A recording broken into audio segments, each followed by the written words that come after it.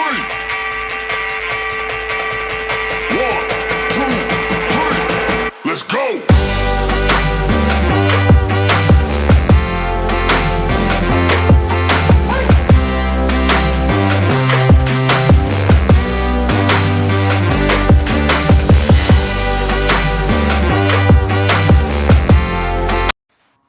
All right, everybody, welcome to a special edition of Teaching Crypto Back Together. AZcrypto and MrFOMO. Please hit that like. Please hit that subscribe button. We would really appreciate you sharing the show if anyone you can. We've been giving you a little more content recently. We want to increase that. So the more you guys hit that subscribe button, hit that like button, and share, and that notification button, the more it helps us. MrFOMO, just a quick Voyager update here. Not a ton, but I did want to point out a lot of rumors that right now Binance is the highest bidder. I know that's somewhat controversial in the Voyager community, but as of right now, I know there were some other companies that we've talked about recently in the past couple of weeks, but as of now, the rumor is that Binance is the highest bidder. Whether you like that or not, that makes the most sense because they have the deepest pockets. So we have not had an update from the UCC or the judge. No major court documents yet. Unfortunately, we're getting closer to holiday season. So my fear is we might not hear anything decisive about dates until January. What is your perspective? I think you're right. I think we're running up on the holidays. I think that, the UCC has really let us down, especially since, the vote went into effect and then went out of effect last time. I really would like to hear a lot more from them. That they've been a huge disappointment when it comes to informing the customers. And in the beginning, we had high hopes for them. Remember, they sounded like a bunch of go-getters. They were really, they were on the ball in that first meeting or that first town hall they had. And ever since then, it's been kind of falling off. I think the process has worn them down. We do have to remember these guys have regular jobs just like us. Yeah. This isn't their primary job, and they probably were disenchanted with how little power they had. And they've made some mistakes, but the people that have come after them, that they've been asking for the moon, and they've been asking for, they've been asking to be kings when we're in bankruptcy. So I think that's part of the. I think there's a lot of blame to go around. But I agree. The proverbial crown, I guess. I don't know if it's much of a crown, but. They signed up to be that be part of the UCC, so they've got to grow that thick skin and be. Yeah, and at the end of the day, the Voyager lawyers and the Voyager company and the judge are in control. They're kind of in the back seat. So someone a couple of days ago was saying they were responsible for turning off stalking. There's no court documents to really prove that's the case. So again, we can get mad at the UCC all we want. They didn't send us into bankruptcy, and they're not going to take us out. It's going to be whoever the bidder is. And the judge and the lawyers that are really going to take us out. Yeah, they're going to say, yeah, you guys should or should not vote yes on this. But at the end of the day, they don't have the money. They're not pulling us out of bankruptcy. So I think it's always. I'm not going to go on another rant tonight, but just think about logically where someone is when they're in bankruptcy. They had a buyer. The buyer went bankrupt. And now we're back in bankruptcy, and this has been happening since July. You got to be realistic about your expectations. So my hope, again, is sometime in the first 3 to 4 to 5 months of 2023. I'm hopeful. We'll see what happens. But we did have a pretty important episode today about Bitcoin, because Bitcoin, as you guys know, we've been talking about this since we launched the show, drives the market.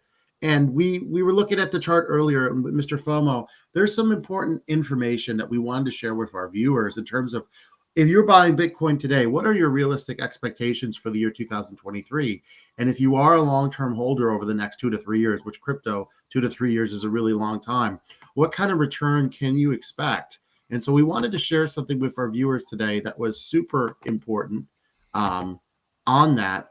And really, what's really, really important is you look at the charts, MrFOMO, and when we look right now, obviously we're at 17,000, and you might think, oh my God, we've fallen from 61 we were in the 60s twice in the last run, and now you should think that. I mean, you should look at that and be like, ugh. Okay, well, if you bought up here, obviously it's depressing, right? Right. But let's go back to the last bear market, okay? And look at this, MrFOMO. What do you see? What's the first number you see there? It's small on my screen, but it looks about 3,400. Yeah, it's in the threes. Okay. We're at 17,000. Now, you want to think about that. A little under 3,500 in the last bear. Right now, we're sitting at 17. And we're kind of really, I don't know if we've bottomed out completely, but I think we're fairly close. I know we've talked about the fact that we might go down to the 12, 15 area, but it wouldn't shock me if we bottomed out either. Here's the thing. 3,000, if you times 3 times 5, you get 15. So, if you did this, if you did a 17 times 5, that's a pretty big number, isn't it, Mr. FOMO? Yeah, you come out with about 85,000. We're not doing complicated math here, but yeah, if you're looking at the bear market from where we were last bear market at the bottom to compared to where we are now, you're looking at a little more than a 5x.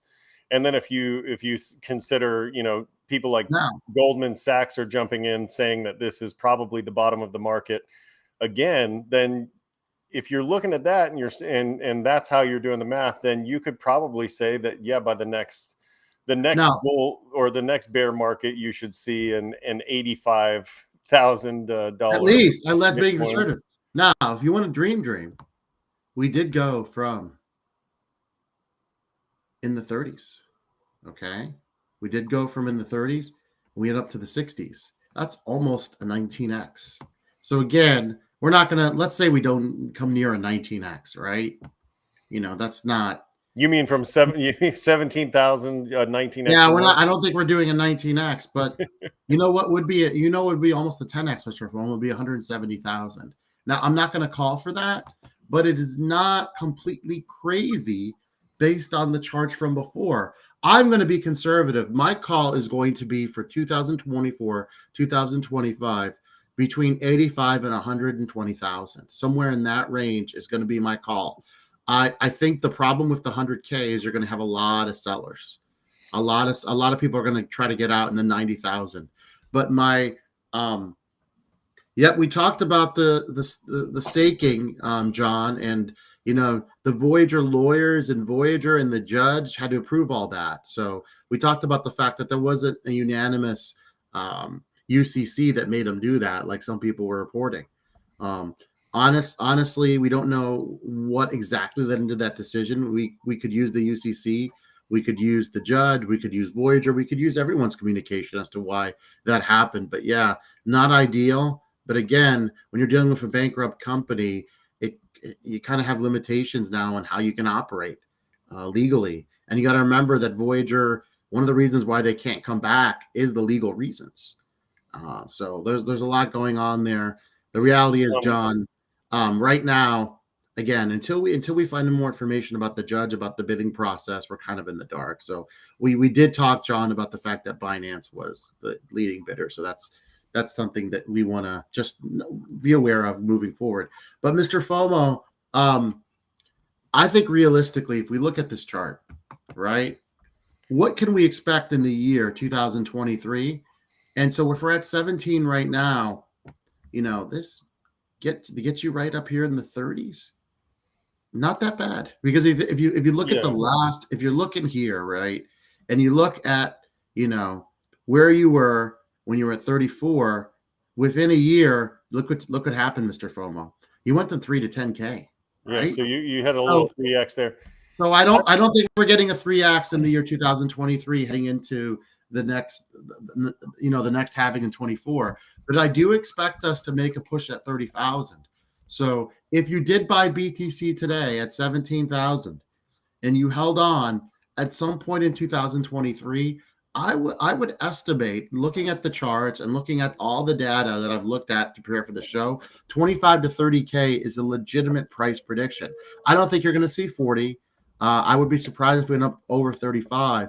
But I do expect BTC to live in the 20s for a decent amount once we do bottom out, whenever that is, whether it's the next 1 to 2 or 3 months, unless we hit a major recession globally, which is possible. But they've been saying that for almost a year now. It hasn't happened. So I tend to believe that we kind of are in a little recession, but not a major recession, because if you look at the real data, a lot of the corporations are actually making some record profits. They're just not going to talk about it because it wouldn't be great. It wouldn't be great publicity while people think they're struggling because of inflation.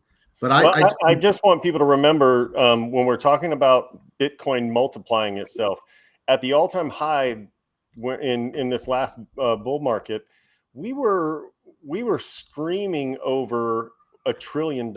You know, we were pushing $2 trillion as a market, but we were over $1 trillion in Bitcoin's market cap, and so that's a lot of money. And so when we talked about, you know, what would it be if it 10x from here at 170?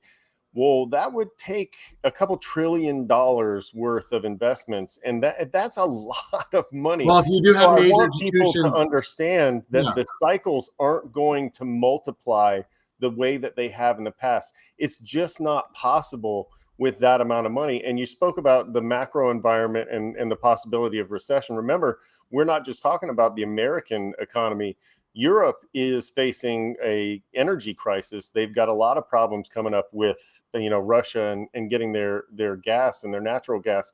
And so for me, I could see this going down a little bit further if something else were to break. And I think that's the next thing to break here in these cold winter months.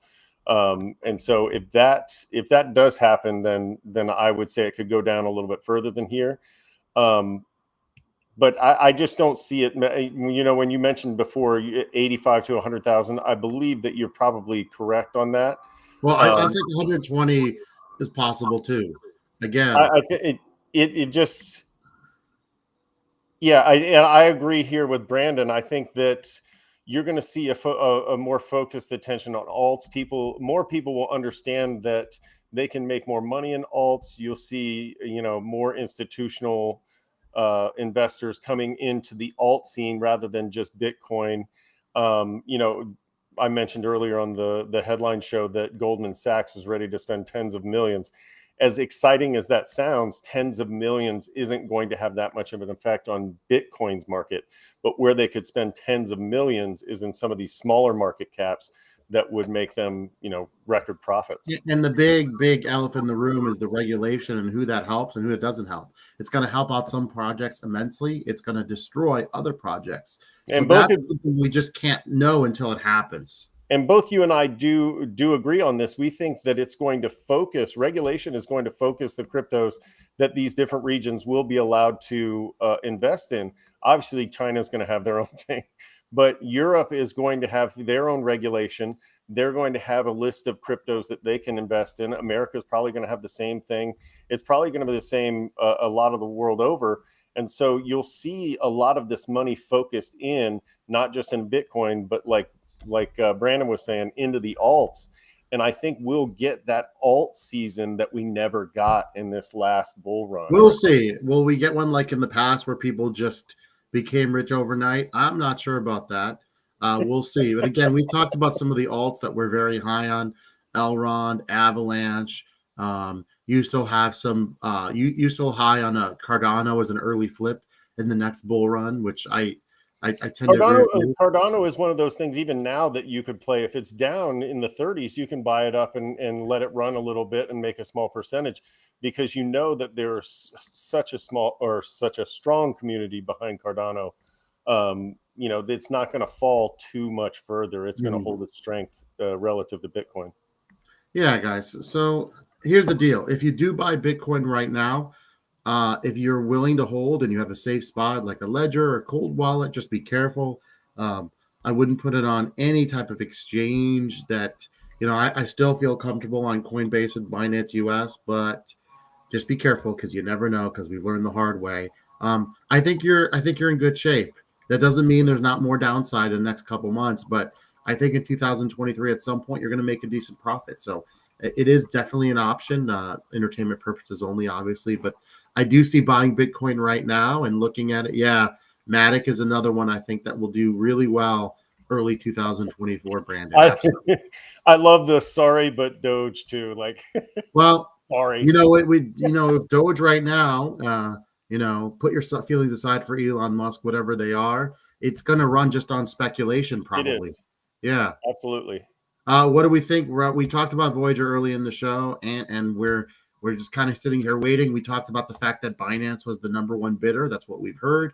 But again, we don't have any definitive information from the judge or the Yeah, UCC. the So until that UCC happens, really needs to we're come not through for us. we're not going to be a show that's going to BS you guys just for clicks. It's not fair to you. You guys spend your time watching the show. We really do appreciate it. If you could share and hit that like and subscribe, it really helps us out. We're trying to make a push to 500 as soon as we can. So, Mr. FOMO, I think we're going to let our guys go, but they should be looking out, our viewers, for your new headlines that are going to run pretty often during the week. So please take a look out for those. If anything pops that's important, I will come on. Mr. FOMO will come on. We'll still do our duo show. But guys, we're trying to produce as much content as we can. You could help us out by hitting subscribe. It would be amazing. For Mr. FOMO, this is AZcrypto. Have an excellent evening, everybody. See you guys later.